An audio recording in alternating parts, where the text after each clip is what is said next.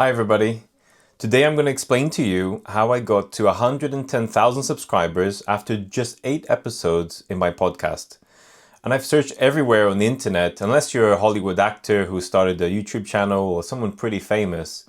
It's really unheard of. I have not seen this before, so I'm going to be sharing with you all of the tips, all of the little tricks that I put in place that really helped me, and also some of my journey as well, and how I'm also surprised that I got to this number so quickly. So let's get started. So a couple of days ago, I got an email saying that I finally reached the 100,000 subscriber mark, and YouTube emailed me and asked me for my address. And lo and behold, a couple of days ago, something arrived in the post, which is super special, and that is the Special Silver Plaque Award. So it's beautiful. I don't know if you can see it here on the camera, but you can see it's got your name on it. It talks about the 100,000 subscriber landmark. And when I got this, it was actually, I was still in a little bit of shock, to be honest. So I opened my YouTube channel roughly about a year and a half ago now. And to be very honest with you, I did not post regularly. So the first thing I'm going to be talking about here is some of the myths around, do you have to post every single day, twice a day? And to be really honest with you, that's not what I did. I'm not saying that it doesn't work. I'm sure there's good reasons why people recommend it. But I was highly unstructured in my approach. There would be months where I wouldn't post anything. And then there would be months where I post 2 episodes. So super irregular posting. 8 episodes over a space of a year. I mean, I could have done one every week, every 2 weeks, right? If I really was trying to go get it. So the first thing I want to demystify is this thing of posting regularly every day. I don't think that's going to be something that really matters. I think for something like a podcast, the most valuable thing is posting quality and then having a couple of other tips and tricks, which I'm going to talk about. So do stay until the end. So another thing that I think we should talk about is, let's get the obvious out of the way, right? So first of all, the topic. My podcast is about AI, but I don't actually talk too much about AI. What happens is I let guests from all over the world, from different disciplines, which we're going to cover in a second, which is variety. And I speak to them about the topic that they are the best at. And I let them talk about it. I ask them questions. And one thing that I want the podcast to highlight is that it doesn't matter what you do or where you work. AI is going to come up in some way, shape, or form. And that's how we talk about AI on the podcast, in a very natural way. But the topic of AI is super hot right now. So I think having a podcast in that area really helped. And the fact that I bring AI into spaces or topics that nobody expects, that was, I think, quite interesting, and that's never been done before. So let's talk about the guests, and let's talk about variety a little bit. So I've had Miss Universe go on, talking about the future of beauty. I've had one of the biggest TikTok creators, Simon Scribb, go on to talk about how to help people with AI and his own journey. I've had a dragon from Dragon's Den to talk about the future of business. I've had CEOs of some of the biggest tech companies. And I've had someone which is the most successful martial arts academy owner, Fabio Gurgel, go on as well, talk about the future of combat sports and life. So look at the variety, right? I think sometimes people advise for you to start something like a podcast and stick to one topic only. And I think I've done that. I have stayed true to that. But what I've done is I've asked people from different walks of life to give us different perspectives on that very topic. And that, I think, has been a really unique recipe of mine. And I think that has really helped the channel grow so fast. So I think that's something you should consider if you're going to start a podcast. Or if you have one already and you're not seeing much growth, try to mix things up a little bit. Try to get people from different perspectives to talk about the same topic. I think that really helps. Of course, some of the guests that came on had a lot of followers, and I think that also helped. So pick your guests carefully. But the surprising thing here is another mold that I've broken in this podcast is, even though I had one of the biggest TikTok creators, Simon Scribb, go on, his episode was actually one of the worst performing episodes in the channel. The best performing episode so far was Tiger, which was ex-CEO of Genpact, and he has almost no social media following except for LinkedIn. So super strange how the person with the least amount of following did the best. The person with the best amount of following did the worst. So I think that's super, super interesting. And that goes to show you that it doesn't really matter the following. What matters is the trending topic and how interesting and how high quality that conversation is. So very interesting. But one thing that I did get all my guests to do is, and this is a really good tip for you, is to get them all to share the various shorts and different assets that we created, which we're going to get to in a second. So having everybody disseminating, information about the episode prior, and I'll talk about the timing as well a little bit, which is another good tip. I think that really helped because it collaborates with other people and gets them to show the content to more people, right? So that's pretty obvious. So that's one of the obvious things out of the way, getting them support and getting support back. I think the other obvious thing is obviously it's been done professionally in a professional studio. I didn't set it up in my living room.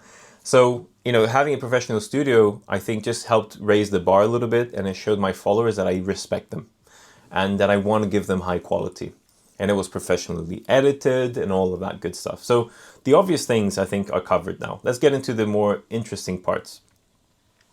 So one thing that I think everybody values about the podcast, that's the feedback I've been getting, is that it's totally unscripted. I never give people questions beforehand. Now imagine, you're a CEO of a major corporation that's making revenues into the billions. You get prepared for everything. You come on the show like Tiger did, and there was no preparation beforehand. I refuse to give out any questions. And some guests get that, and some guests get a little bit nervous, but they still accept because they understand the nature of the podcast, which is free flowing. So that's one thing that has really worked out for me. I think you should consider it totally unscripted. Otherwise, it sounds like a sales pitch and it can come across really obvious. Your audience will notice it. The other thing as well is the durations. Some episodes I think are 40, 50 minutes long. Some are an hour and a half plus long. So I don't put any rules around the length. As the conversation is flowing, as it's delivering value to you, then I let the conversation flow. I don't stop the guest. So it's totally unscripted from that sense of things, right? I let the guests speak about what they know best. I ask questions, which of course the team does a lot of research too. We'll get that in a second. And I let the episode go. So it's funny how, when you put people in the seat who are used to being prepared their whole life and you don't tell them what's going to happen and what you're going to ask them. I've seen some guests shaking a little bit in the hand. I've seen some guests a little bit, sweating a bit in the forehead. They're not used to that situation.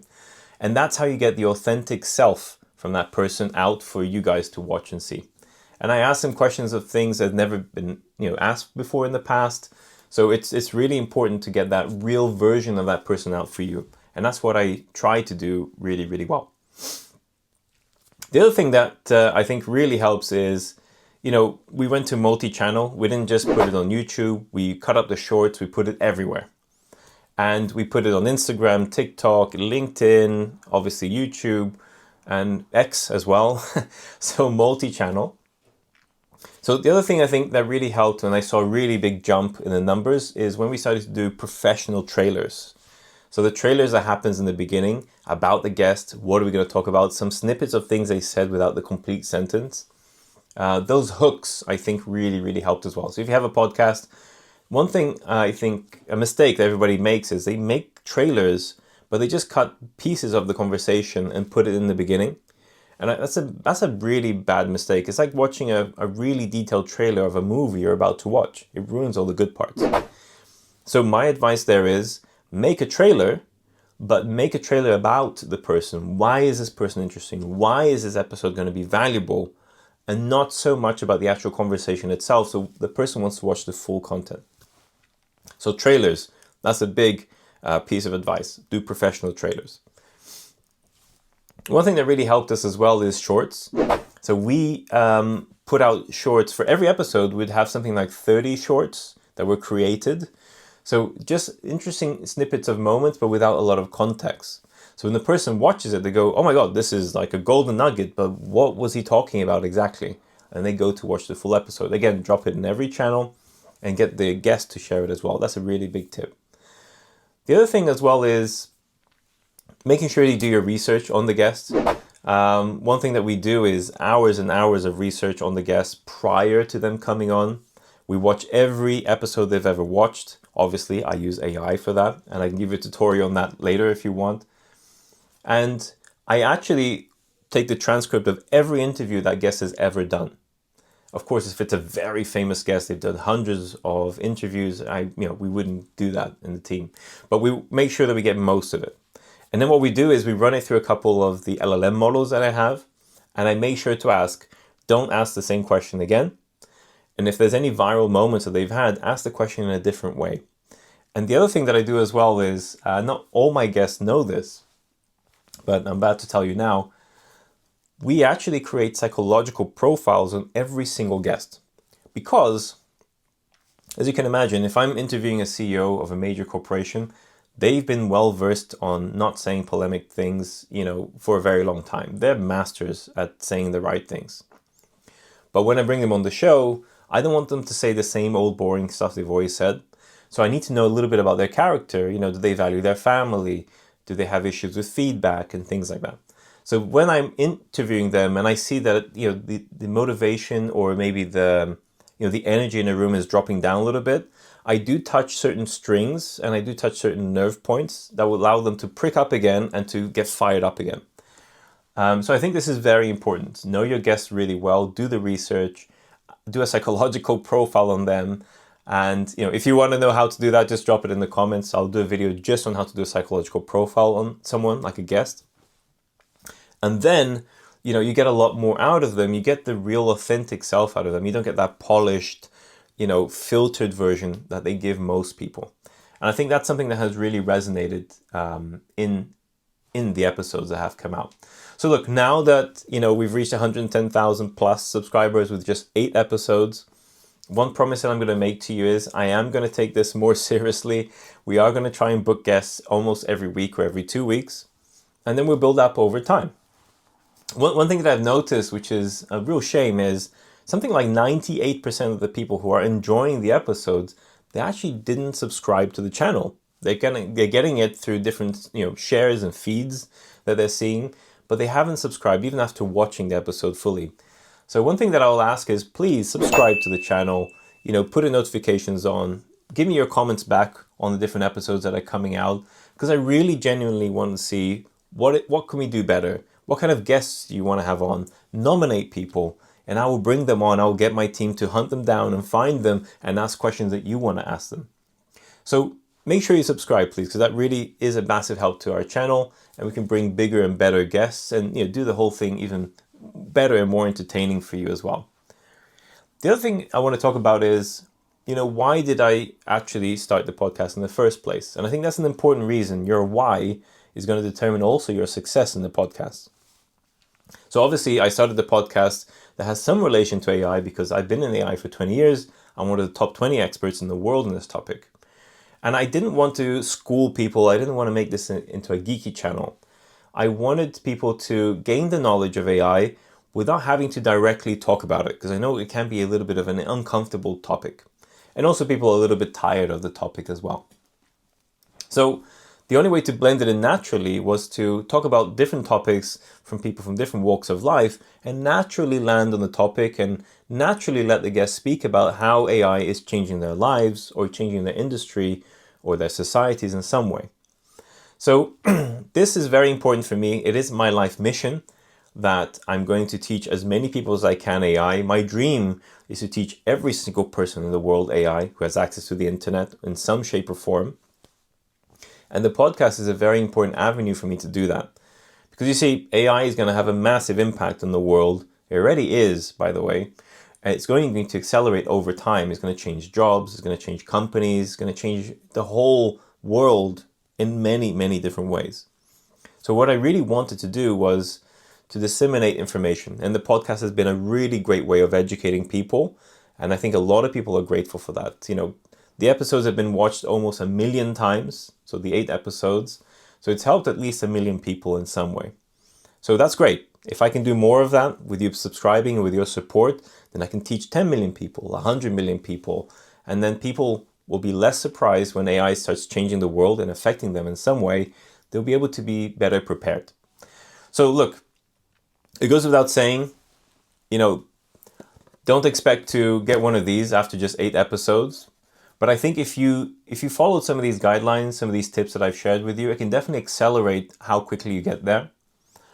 And the other thing as well is, I didn't get here alone. I got here because of the help of several people. They didn't stay with me throughout the whole journey because they had other priorities and other things happened. But I'm very thankful for instance, for Sachulas, who is my friend, my pastor to my church. And he definitely helped me in the beginning, get episodes up and running. He helped me with 2 of the guests as well. So very thankful for him and his editing and introducing me to other people. I want to thank also Alison, who was a great help as well in editing a lot of the episodes. And also when I went on trips, to Brazil and things like that, helping me out. And I'm very thankful as well to different editors, Josh and Nikki, who's just starting now as well on the channel. And of course, podcasts take a significant amount of time and energy. Every episode takes about a week of effort to edit, to record, to put out. There's also a financial cost to it as well, having to hire, the studio and equipment and paying people. And, that energy and time could have gone to my family. I'm a very family-oriented man. I love my family. It's very important to me. It's the most important thing. So taking that time away from my family, finances, resources, and just thinking space, I know my family has suffered in some way because of them. So I want to thank my wife, my kids for supporting me, my mother, my brother, my friends for liking the first episodes and giving me a lot of support. So of course, I did not get here alone. And I want you to also recognize that when you build this ecosystem around you, make sure you have support from your loved ones first, and make sure that they understand that it's going to take a lot of time, money, and energy in order to create a podcast, especially if you're aiming for high numbers and if you're aiming for some sort of global dominance. So don't leave that out of your journey and your planning, and I definitely have not left it out of mine. So thank you for listening. I hope this helps. And I want to hear your stories as well of how your podcast has improved because of these little tricks and little amendments. And I wanted to give you this advice because I went through a bit of blood, sweat, and tears to get to these little tweaks. But I can also complain that I went through too much hardship because I managed to get over 100,000 subscribers with just 8 episodes. So, it's a bit of a weird situation how this all happened. But I do definitely think that the tips I've given you will also help you achieve something similar. Hopefully better, and I hope better for you than I do for myself. So thank you very much for listening. It's been a pleasure here talking to you as always. And there's some great episodes dropping. So again, don't forget to like and subscribe. You're going to see and hear some great conversations from people who are absolute geniuses in their areas. So thank you. Until next time. See you later.